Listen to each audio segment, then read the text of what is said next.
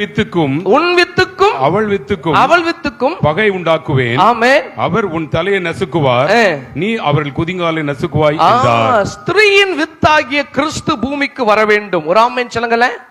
அல்லேலூயா. இயேசு பூமிக்கு வருவதற்கு முதல் அடையாளம் என்ன தெரியுங்களா? கர்த்தருடைய தீர்க்க தரிசன வார்த்தை. ஒரு ஆமென் சொல்லுங்கள பார்க்கலாம். அல்லேலூயா. முதல் அடையாளம் என்ன? கர்த்தருடைய தீர்க்க தரிசன வார்த்தை. எங்க ஸ்டார்ட் ஆயிடுச்சு? ஆதியாகமம்.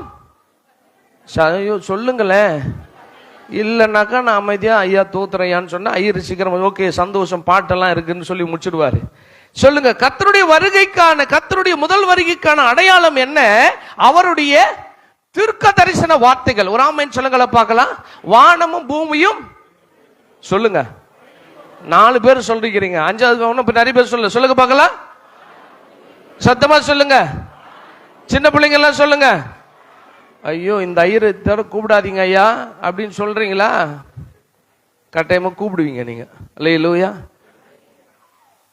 வானமும் பூமியும் ஒழிஞ்சிட்டு இப்போது வசனம் வாயில வரட்டுமே தான் இந்த முறை சொல்றேன் நான். சொல்லுங்க பார்க்கலாம். வானமும் பூமியும் வார்த்தை தீர்க்க தரிசனம் ஆதியாக 3ஆம் அதிகாரத்தில் ஆரம்பிச்சுது. ஆமேன். அப்படியே ஏசையாவுக்கு வருது. ஏசையா 7:14 நம்ம வாசிக்கிறோம். வாசிங்க, கிடக்குன்னு வாசிங்க பார்க்கலாம். ஏசையா 7:14 வாசிங்க. அந்த தீர்க்க தரிசனம் ஏசையா தீர்க்க தரிசியினுடைய வாழ்வில கர்த்தர் அதை அப்படியே ப்ரமோட் பண்றாரு. வாசிங்க ஏசையா 7ஆம் அதிகாரம் 14வது வசனம்.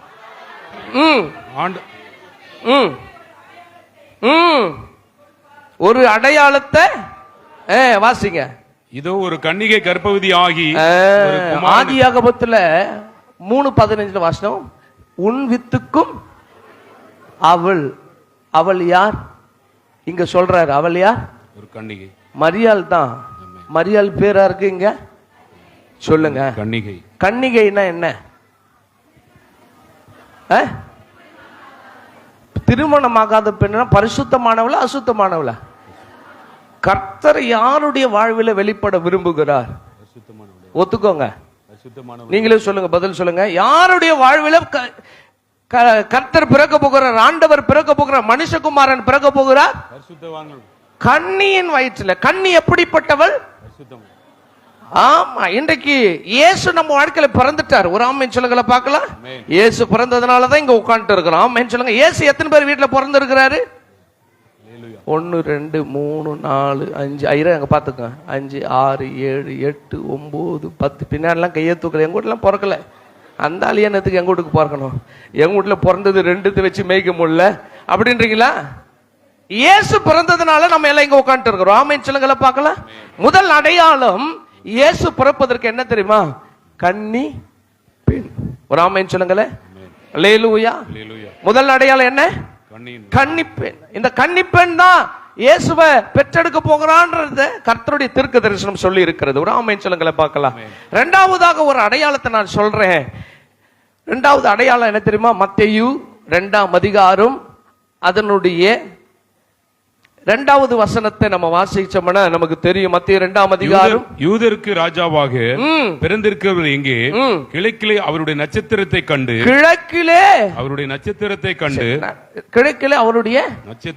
நட்சத்திரத்தை கண்டு. அழகா முதல் வசனத்துல முதல் அடையாளம் கன்னி மரியாள் சொல்லி ஏறக்குறைய நமக்கு எல்லாம் கரெக்டா நம்ம அப்சர்வ் பண்ணவே தேவையில்லை. 2000 வருடம் கழித்து ஒரு கன்னி பெண்ணை கர்த்தர் உருவாக்கினார். ஆமென் சொல்லுங்கள பார்க்கலாம். அந்த கன்னி பெண்ணுடைய பெயர் என்ன? மரியாள். ஆமென். வானம் பூமி ஒழிஞ்சிடும். அவர் சொன்ன வார்த்தை. அந்த கன்னி பெண்ணை கர்த்தர் தேடினார். தேடி கண்டுபிடிச்சு அவளுடைய வயிற்றுல தம்முடைய வார்த்தையாகிய கிருகுமாரனை வெளிப்பட செய்தார். ஆமென் சொல்லுங்கள பார்க்கலாம். அல்லேலூயா. அல்லேலூயா. நான் இன்னைக்கு ஒரு வார்த்தை தான் நான் நினைச்சிட்டு வந்தேன். யோவான் 1ஆம் அதிகாரம் 12வது வசனத்துல சொல்லுகிறது. 12வது வசனம். ஆமா, ஒரு வார்த்தை மாம்சமாகி. ஒரு ஆமென் சொல்லுங்கள பார்க்கலாம். இங்க வந்துதான் ஆண்டவர் அந்த காரியத்தை மாற்றினார். ஏன் மாம்சம் ஆச்சுன்னா இந்த பிரசங்கத்திலே நான் சொல்லிடுறேன். ஏன் வார்த்தை மாம்சம் ஆச்சுன்னா கர்த்தர் தம்முடைய ஜனங்களை உருவாக்குனாரா? எத்தனை பேர் கர்த்தர் உருவாக்குனார்னு நினைக்கிறீங்க? ஆமாவா? எப்படி தெரியும் உங்களுக்கு? எப்படி தெரியுமா? பாஸ்டர் இந்த மாதிரிலாம் கேள்வி கேட்கக்கூடாது. எங்களாண்ட வந்தியா 4 வார்த்தை சொன்னியா போயின்னு இருக்கணும் அப்படின்னு சொன்னா பரவாயில்ல. பைபிள்ல எழுதி இருக்குது, ஆதியிலே தேவன் வானத்தையும் பூமியும் சிருஷ்டித்தார். அப்படி படிச்சுட்டு கடைசியா என்ன பண்ணாங்க? ஆமா, அப்பப்போ மாத்தி மாத்தி பேசுற நம்மள படைச்சிட்டார். அல்லேலூயா சொல்லுங்கள பார்க்கலாம். அவர் யார் சாயலா படைச்சார் நம்மள? தேவ சாயலாய். அம்மா தெரியுதா? சொல்லுங்க பார்க்கலாம். அவர் சாயலாய். ஏன் சண்டை வந்தா? பண்ணி மூஞ்ச, பேய் மூஞ்ச, குரங்கெல்லாம் ஏன் சொல்றீங்க? என்னைக்காவது தேவ சாயல் இருக்கிறியாப்பா நீ சொல்லி இருக்கிறியா? மறந்துடுறோம். நம்ம யார் சாயல்? தேவ சாயல். ஆமென். தேவ சாயல், தேவனுடைய சுவாசம், தேவனுடைய ரூபத்தை தரித்து கொண்டிருக்கிற நம்மளுடைய பங்காளி என்ன பண்ணிட்டான் தெரியுமா? ஏதேன் தோட்டத்துல வந்து, எம்மாடி நீ இந்த கனிய புசிச்சுன்னு வச்சுக்கோ, என்னவாயிடுவ? தேவதூதர் போல ஆயிடும். யார் மாதிரி? தேவதூதர். எவ்வளோ ஆசை பத்தியா நமக்கு? பேராசை இல்ல, இருக்கிறது விட்டு நம்ம என்ன பண்றோம்? பறக்கிறதுக்கு ஆசைப்படுறோமே. அம்மா சொல்ல, என்ன பண்றது ஐயா, இப்படி தங்குது மனுஷன் வாய்க்க அப்படின்றாங்க. கர்த்தர் நல்லவர். இப்படி தமக்காக உருவாக்கப்பட்ட ஜனத்தை பிசாசு கெடுத்துட்டதுனால இந்த வார்த்தையை ஆண்டவர் அப்படியே ப்ரோமோட் பண்றார். இந்த வார்த்தையை ஆண்டவர் அப்படியே ப்ரோமோட் பண்றாரு. வாசிக்கலாம் நம்ம. கர்த்தர் நல்லவர். 12வது வசனம், ஆதியாகமம் 3:12. அதற்கு ஆதாம், என்னுடனே இருக்கும்படி தேவரீ தந்த ஸ்திரீயானவள் விருட்சத்தின் கனியை எனக்கு கொடுத்தால் நான் புசித்தேன் என்றான். அப்பொழுது தேவனாகிய கர்த்தர் ஸ்திரீயை நோக்கி, நீ இப்படி செய்தது என்ன என்றார். ஸ்திரீயானவள் சொல்றா, ஐயா சர்ப்பம் என்னை வஞ்சித்தது, மோசம் போயிட்டேயா, மினுமினு பார்த்தாயா, என்ன கனியை சாப்பிட்டாக்கா தேவனை போல மாறிடுவே அப்படின்னு கண்ணு திறக்க போடணும் ஐயா. கண்ணு இருந்தும் படுவாவி, எனக்கு கண்ணு இல்லைன்னு நினைச்சேன், நான் கனியை பூசிட்டேயா அப்படின்னு உடனே இவங்க பாவம் செய்தார்கள். பாவம் செஞ்ச உடனே ஆண்டவரால் பொறுத்துக்க முடியல. என் வார்த்தையை குமாரனா உருவாக்க போறேன். ஒரு ஆமென் சொல்லுங்கள பார்க்கலாம். என் வார்த்தையை என்ன பண்ண போறேன்? குமாரனா உருவாக்கி என் ஜனங்களை பாவத்திற்கு நேராய் தள்ளின இந்த சத்துருவை என்ன பண்ண போறேன் நானு? ஏன் வார்த்தை மாம்சமாச்சு தெரியுமா? உங்களை டச் பண்ணா மாம்சமான கிறிஸ்து வருவார், உங்களுக்காக ஃபைட் பண்ண வருவார். ஆமென் சொல்லுங்களேன். வந்துட்டாரா வரலையா? சொல்லுங்க. வந்துட்டு எங்க இருக்கிறார் இப்போ? நம்ம கொடுக்கிறாரா? சொல்லுங்களேன். நம்ம கூட யார் இருக்குது இப்போ? அப்படி வார்த்தை இருக்கு, வேறொரு ஆமா வந்துட்டோம். இப்போ இவர் வந்துட்டாரு, வந்து நமக்காக சாத்தான சிலுவையில க்ளோஸ் பண்ணிட்டாரு, அவனுடைய கிரியைகளை அழிச்சிட்டாரு. இப்போ அவர் மேல பரமேறி போயிருக்கிறாரு. போவதற்கு முன்னாடி அவருடைய வார்த்தையை நம்ம கருத்துல கொடுத்துட்டு போயிருக்கிறார். நம்ம எப்பொழுது தேற்றுவதற்காக ஒரு தேற்றரவாளனை நமக்கு ஆண்டவர் என்ன பண்ணிருக்கிறாரு? கொடுத்திருக்கிறார். ஒரு ஆமென் சொல்லுங்கள பார்க்கலாம். இப்போ தேற்றரவாளனாகிய ஆவியானவர் தூய தேவன் இன்றைக்கு நம்மளை அப்படியே ஆயாசமா நடத்திட்டு வர்றாரு. ஒரு ஆமென் சொல்லுங்கள. கேட்கறதெல்லாம் கொடுத்துட்டு உன்னை சரியான வழியில நடத்திக்கிட்டு, ஞாயிற்றுக்கிழமை கோயில்ல வந்து உட்காரு, ஞாயிற்றுக்கிழமை முடிஞ்சவன திரும்ப போ அப்படின்லாம் உன்னை அழகா நடத்திட்டு வராரு. ஆமென். ஆனா நம்ம என்ன பண்றோம்னா முதல் வருகை சந்தோஷத்திலேயே இருக்கிறோம். ஆமென் சொல்லுங்கள பார்க்கலாம். அப்போஸ்தலர் 1ஆம் அதிகாரத்துல நம்ம வாசிக்கிறோம், கர்த்தர் நல்லவர். முதல் வருகைக்கு அப்புறம் நமக்கு ஒரு வருகை இருக்கிறது. 2வது வருகைக்காக நம்ம ஆயத்தமாய் இருக்கிறோமா என்கிறத இன்றைக்கு நம்ம சிந்திச்சிடணும். ஏன்னா கிறிஸ்துமஸ் செய்தி ஐயரு சொல்ல போறாரு உங்களுக்கு. அல்லேலூயா. இப்ப இல்ல, 25ஆம் தேதி. ஆமா, இப்பயே பாக்குறீங்க. அல்லேலூயா. 2வது வருகை குறித்து யாருக்காவது என்ன இருக்கா? எத்தனை பேருக்கு என்ன இருக்கு? பாதி கையெல்லாம் நம்பவே முடியாது ஐயா. பாதி கையெல்லாம் இது எப்போ வேணாலும் பின் வாங்கிடும். பிரச்சனை இல்லாம சில ஆட்கள் நமக்கு என்ன தீட்டி வம்பு, அந்த ஆள் 2 முறை கத்துவான், அதுக்கப்புறம் வேற ஸ்கிப் பண்ணி போயின்னு இருப்பான் அப்படின்னு எல்லாம் அமைதியா இருக்கிறீங்க. அப்படியாக்கா? 2வது வருகையை குறித்து ஒரு ஆசை இருக்கணும். நம்ம இந்த முதல் வருகை நமக்காக வாழ்ந்தாரு, வந்தாரு, வாழ்ந்தாரு, நமக்காக அடிகளப்பட்டார், நமக்காக சிலுவையை சுமந்தார், நமக்காக மரிச்சாரு, படுபாவி கொன்னும் போட்டானுங்க. அவர் என்ன பண்ணிட்டாரு சொல்லுங்க? உயிர்த்தெழுந்தார். ஒரு ஆமென் சொல்லி கையை தட்டுங்க பார்க்கலாம். அல்லேலூயா. இப்ப நிறைய பேர் கேட்பீங்க, கிறிஸ்துமஸ் செய்தி தானே கொடுக்கணும், எங்க சட்டத்தில் இருக்குதா? என் பைபிள்ல வருகையை குறித்து கொடுத்தா சொல்லி இருக்குது. உங்க பைபிள்ல வருகையை குறித்து சொல்லி இருக்காமா? அந்த பக்கத்தை நீங்க பேசிக்கிறீங்களா? சிந்திக்கிறது கூட அது என்னத்துக்கு நமக்கு, எப்பா சாவு வந்தா போலாம், அப்படி நம்ம கேர்லெஸ்ஸா இருக்கக்கூடாது. அன்புக்குரியவர்களே, ஒரு ஆமென் சொல்லுங்களேன். இந்த கிறிஸ்மஸ் காலத்துல நீங்க ஒரு டிசைட் பண்ணுங்க, நான் முடிக்க போறேன், கர்த்தர் நல்லவர். முதல் வருகையின் சந்தோஷத்தை கொண்டாடுகிற நீங்கள் இரண்டாவது வருகைக்கான ஆயத்தத்தை இன்னும் மேற்கொள்ளாம இருக்கிறீங்க. சபை எதுக்கு தெரியுமா ஆயத்தமாகணும்? முதல் வருகைக்காக அல்ல. முதல் வருகை வந்துடுச்சு, நீ பிறக்கிறதுக்கு முன்னாடி, தாத்தம் பிறக்கிறதுக்கு முன்னாடி, முப்பாட்ட 2024 ஆண்டுகளுக்கு முன்னாடி அவர் வந்துட்டாரு. வந்து அழகா என்ன பண்ணிட்டாரு, நம்மள சூப்பரா ரட்சிப்புகளை நடத்தி, சதீஷாகிய எனக்கு ஜேக்கப்னு பேரை வச்சாரு, ஆனந்தன் என்கிற எங்க அப்பாவுக்கு ஆல்பர்ட்னு பேர் வச்சாரு, காந்தாமணி என்கிற எங்க அம்மாவுக்கு டெய்ஸின்னு பேரை வச்சாரு, எனக்கு ஒரு கல்யாணத்தை பண்ணி என் வயிற்றுல 2 பிள்ளைங்களை கொடுத்து இப்படிலாம் எங்களை ரட்சித்து கொண்டு வந்துட்டார். ஆமென் சொல்லுங்களை பார்க்கலாம். ஆமென். நான் இன்னும் முதல் செலிப்ரேட் பண்றது நல்லதுதான், பண்டிகைகள் நல்லதுதான். ஆனா நம்முடைய டார்கெட்டை என்னைக்கும் மறந்துடக்கூடாது. ஆமென் சொல்லுங்களை பார்க்கலாம். முதல் வருகைக்காக நம்ம இவ்வளவு சந்தோஷப்படுறோம். முதல் வருகை வந்து போயிடுச்சுங்க, போயிட்டாரு. இதை வருட வருட வருட நினைவு கூறுகிறோம். இரண்டாவது வருகைக்காக இன்னும் நம்ம ஆயத்தமா இருக்கிறோமானாக்கா நான் சொல்லுவேன் நிறைய பேருக்கு 0 தான். அல்லேலூயா சொல்லுங்களை பார்க்கலாம். அல்லேலூயா சொல்லுங்க. எத்தனை பேர் சொல்றீங்க நான் இரண்டாவது வருகைக்காக இனி சிந்திப்பேன்? அப்படி சிந்திக்கிறவனால தான் பரிசுத்தமா வாழ முடியும். அப்படி சிந்திக்கிறவனா தான் மற்ற இடத்துல அன்பு காட்ட முடியும். அப்படி சிந்திக்கிறவர்களால தான் கிறிஸ்துவ வாழ்க்கை இப்படிதான் இருக்கும்னு சொல்லி வாழ முடியும். ஒரு ஆமென் சொல்லுங்களை பார்க்கலாம். அல்லேலூயா. இப்போ நம்முடைய சிந்தை, நோக்கம், எண்ணம் எல்லாம் என்னவா இருக்கணும் சொல்லுங்க பார்க்கலாம். தூங்கு தூங்கு பாலானி உணராம இன்னும் பாடினு இருக்கிறோம். எத்தனை வருஷமா தூங்கு? அவர் 2024 வருஷத்துக்கு முன்னாடி தூங்கி எழுந்து போயிட்டாரு. மத்தேயு 1ஆம் அதிகாரத்துல இந்த வசனத்தை வாசிச்சு இல்லாமே, கர்த்தர் நல்லவர். Praise the Lord. வாசிங்க. மத்தேயு 1ஆம் அதிகாரம் அதனுடைய 10வது வசனத்தை வாசிக்க பார்க்கலாம்.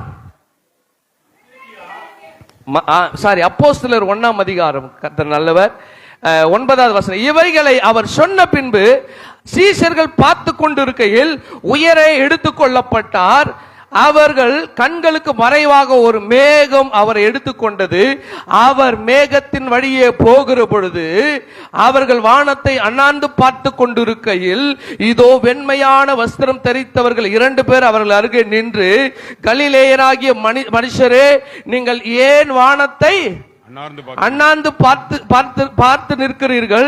உங்களிடத்திலிருந்து வானத்திற்கு எடுத்துக்கொள்ளப்பட்ட இந்த இயேசுவானவர் எப்படி உங்கள் கண்களுக்கு முன்பதாக முதல் வருகையாக மாட்டு கொட்டகையில பிறந்தாரோ, கன்னி மரியாளுடைய பிள்ளையாக பிறந்தாரோ, அற்புத அதிசயங்களை நடத்தினாரோ, தேவ சித்தத்தை நிறைவேற்றினாரோ, சிலுவையின் பாடுகளை ஏற்றுக்கொண்டாரோ, சிலுவையின் மரணத்துல தேவனே எல்லாம் முடிந்தது என்று தன்னை ஒப்பு கொடுத்தாரோ, எப்படி ஒப்பு கொடுத்து கல்லறையில வைக்கப்பட்டு 3வது நாள் உயிர் தெழுந்தாரோ, எப்படி 3வது நாள் உயிர் தெழுந்தவர் தம்முடைய சீஷர்களுக்கு காட்சி அளித்தாரோ, எப்படி சீஷர்களுக்கு காட்சி அளித்து பின்பு பரமேறினாரோ சொல்லுங்க.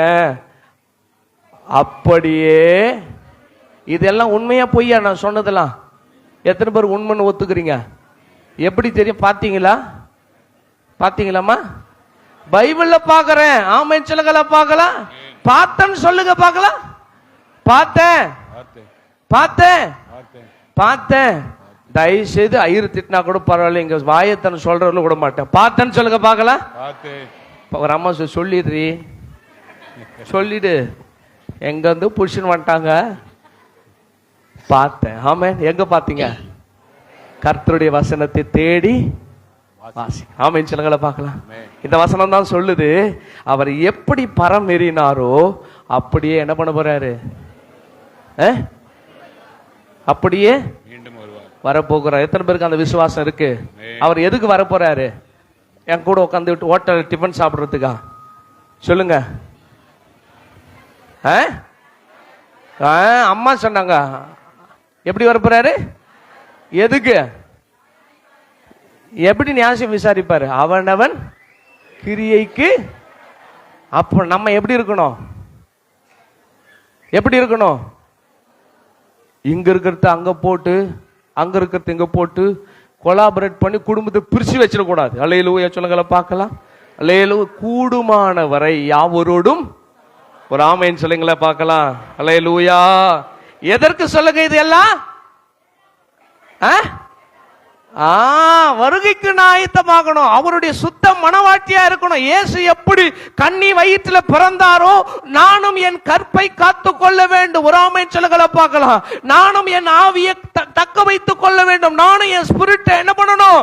ஆண்டவர் விரும்புகிற மனவாட்டியா, ஆண்டவர் விரும்புகிற பாத்திரமா என காத்து கொள்ளணும். எத்தனை பேர் ஆமென் சொல்றீங்க? அல்லேலூயா. அவர் வருகைக்கு ஒரு அடையாளம் இருக்கிறது சொல்லி நான் முடிக்கிறேன். கர்த்தர் நல்லவர். மத்திய 24ஆம் அதிகாரம், கர்த்தருடைய பரிசுத்த நாமம் மகிமைப்படட்டும். மத்திய 24ஆம் அதிகாரம் அதனுடைய 3வது வசனத்திலிருந்து வாசிச்சு முடிச்சிருங்களேன். மத்திய 24. பின்பு அவர் ஒலிவ மலையின் மேல் உட்கார்ந்திருக்கையில் சீஷர்கள் அவரிடத்தில் நல்ல கவனிக்கணும். ஒரே ஒரு சின்ன சம்பவத்தை நான் சொல்லிடுறேன். சீஷர்கள் அவரிடத்தில் தனித்து வந்து எப்படி வந்து தனித்து வந்து எப்படி வந்து தனித்து வந்து எப்படி வந்து தனித்து வந்து தனித்து வந்து நீங்கள் ஜெபம் பண்ணும் பொழுது, மத்திய 6 என்ன சொல்லுது? நீங்கள் ஜெபம் பண்ணும்போது உங்கள் அறை வீட்டை பூட்டிக் கொண்டு என்ன பண்ணணுமா? கர்த்தரிடத்துல பேசணும். ஆண்டவருடைய வருகை குறித்த அடையாளத்தையும் ஆண்டவருடைய வருகைக்கான ஆயத்தத்தையும் ஆண்டவருடைய வருகையில நான் வந்துடணும் ஆண்டவரே அப்படின்னு நீங்க சிந்திக்கிறீங்கன்னா தனித்து நீங்கள் ஆண்டவரிடத்துல பேச கத்துக்கணும். ஒரு ஆமென் சொல்லுங்கள பார்க்கலாம். பர்சனல் பிரேயர் மஸ்டா இருக்கிறது. ஆமென் சொல்லுங்களே. இங்க சீஷர்கள் கூட்டத்தோடு வரவில்லை, இயேசுவிடத்தில் வராங்க. தனித்து வந்து ஆண்டவரே இவைகள் எப்பொழுது சம்பவிக்கும்? உம்முடைய வருகைக்கும் உலகத்தின் முடிவுக்கும் அடையாளம் என்ன என்று சொல்ல வேண்டும் என்றார்கள். எப்படி கேட்டாங்க? கூட்டமாக அல்ல, தனித்து. Personal prayer to must. Amen சொல்லுங்கள பார்க்கலாம். எத்தனை பேர் காலையில ஜெபம் பண்றீங்க? அதிகாலை ஜெபம் இருக்கா? குடும்ப ஜெபம் இருக்கா? அதெல்லாம் எங்க சாமி? ஞாயிற்றுக்கிழமை ஒரு நாள் சர்ச்சுக்கு வரோம், வசனத்தை பார்க்கறதுக்கு. எங்க ஐயர் அடிக்கடி காலண்டரில் வசனத்தை போட்டு கொடுத்துட்டாரு. எமர்ஜென்சியில் டக்குன்னு ஒரு வசனத்தை படிச்சுட்டு போயிடும். பைபிள் எங்க இருக்குதுன்னு தெரியல. பிரண்டையில் இருக்குதா, பெட்டுக்கு கீழே இருக்குதா, இல்ல துணி அழுக்கு துணி போடுறதுல இருக்குன்னு தெரியவே இல்லை. ஞாயிற்றுக்கிழமை தூசி தட்டியே தரோம். கர்த்தருடைய வருகைக்காக ஆயத்தமாக ஒப்பு கொடுக்கணும். ஒரு ஆமென் சொல்லுங்கள பார்க்கலாம். அவர் வருகை நாளில நிறைய அடையாளங்கள் நடக்கும்ன்றதுக்கு ஒரே ஒரு சம்பவம் சொல்றேன். கர்த்தர் நல்ல 6-7 வாசிச்சு முடிங்க. யுத்தங்களையும் யுத்தங்களின் செய்திகளையும் கேள்விப்படுவீர்கள், கலங்காதபடி எச்சரிக்கையாருங்கள். இவைகள் எல்லாம் சம்பவிக்க வேண்டியது, ஆனாலும் முடிவு வராது. ஜனத்துக்கு விரோதமாய் ஜனமும், ராஜ்யத்திற்கு விரோதமாய் ராஜ்யமும் எழும்பும். பூமி அதிர்ச்சிகள், கொள்ளை நோய்கள் எல்லாம் வரும். ஒரு ஆமென் சொல்லுங்கள பார்க்கலாம். சொல்லிட்டு 13வது வசனத்தில் சொல்ற, இதெல்லாம் வரும்பா, நீ கலங்காத, முடிவு பரிந்து என்ன பண்ணு? நீ பெற்ற ரட்சிப்புல நிலைத்திரு, உன்னை பரிசுத்தவானா காத்துக்கோள், வேதத்தை படி, கர்த்தருடைய சமூகத்தில் உட்கார்ந்து பேசு, பர்சனல் பிரேயர் இருக்கட்டும், தேவனோடு சம்பாஷணை பண்ணுகிற அனுபவம் வரட்டும். ஒரு ஆமென் சொல்லுங்கள பார்க்கலாம். முடிவு பரியந்தம் போது செஞ்சுக்கிட்டே இரு. ஆமென் சொல்லுங்கள பார்க்கலாம். அல்லேலூயா, அல்லேலூயா. சத்தமா சொல்லுங்க அல்லேலூயா. 36வது வசனம் சொல்லுகிறது, அந்த நாளையும் அந்த நாழிகையும் என் பிதா ஒருவர் தவிர மற்றொருவனும் அறியான், பரலோகத்தில் உள்ள தூதர்களும் அறியார்கள். அப்போ எப்போ வரப்போறாருன்னு தெரியல. ஓ ஆமென் சொல்லுங்கள பார்க்கலாம். எப்போ வரப்போறாருன்னு தெரியல. எப்போ வரப்போறாருன்னு தெரியாம இருக்கிற ஆட்கள் எப்படி இருப்பாங்க? இப்ப கலெக்டர் வரப்போறாருன்னு உடனே என்ன பண்ணுவான்? ஐயோ கலெக்டர் வந்து எப்போ வரப்போறாரு தெரியலையே, பரபரப்பா இருப்போம். நம்ம வாழ்க்கை அப்படி இருக்கணும். ஆமென். அவர் வரும்போது எதைத்தான் பார்ப்பாரு? இந்த வார்த்தையின்படி இவன் நடந்திருக்கிறானா பார்ப்பார். ஆமென். இதத்தான் சும்மா கம்முக்கூட்டில் வச்சுக்கிட்டு நான் போறேன் சர்ச்சுக்குன்னு வரது இல்ல, இதில் உள்ள வார்த்தைகள் வரணும். ஆமென் சொல்லுங்கள பார்க்கலாம். எத்தனை பேர் நான் சொல்றது புரியுது? மனசுல ஆயோ ஆயோ ஆமென் சொல்லுங்கள பார்க்கலாம். முதல் வருகையின் சந்தோஷத்தை கொண்டாடுங்க, ஆனால் 2வது வருகைக்காக நீங்களும் நான் என்ன பண்ணணும்? எத்தனை பேர் ஒத்துக்கிறீங்க? ஆமென். அல்லேலூயா. 2வது வருகைக்காக ஆயத்தமா இருப்போம்னா ஒரு அல்லேலூயா சொல்லுங்க சத்தமா. அல்லேலூயா, அல்லேலூயா. உங்களை பார்த்து சொல்லணும், அவர் வரும் நாளிலே என்னை காரமா சைத்து. ஹலோ பிரதர், நல்லா இருக்கிறியா? நீ போன மாசம் அந்த அம்மாவை ஹானர் பண்ணல, வா நீ வா பரலோகத்துக்கு வான்னு கூப்பிடுவார். ஆமென். ஹலோ விக்டர் பிரதர், நல்லா இருக்கிறீங்களா? ஐயா வின்சென்ட் ஐயா நல்லா இருக்கிறீங்களா? கர்த்தர் உங்களை பார்த்து கூப்பிட போறார். ஆமென் சொல்லுங்கள பார்க்கலாம். அந்த பாட்டு பாடுங்க. அவர் வரும் நாளிலே என்னை கரம் அசைத்து அன்பாய் கூப்பிட்டு சேர்த்துக் கொள்வார். அவர் வரும் நாளிலே என்னை கரம் அசைத்து அன்பாய் கூப்பிட்டு சேர்த்துக் கொள்வார். அவர் சமூகமதில் அங்கே அவருடனே ஆடி பாடி கையை உயர்த்தி பாடுங்க பார்க்கலாம். ஹalleluya. அவர் சமூகமதில் அங்கே அவருடனே ஆடி பாடி மகிழ்ந்திடுவே. ஆனந்தமே பரமானந்தமே இது மாபெரும் பாக்கியமே. ஆனந்தமே பரமானந்தமே இது மாபெரும் பாக்கியமே. இந்த பாதலத்தில் சொந்தக்காரவர் எந்த உள்ளத்தில் சொந்தமானார்.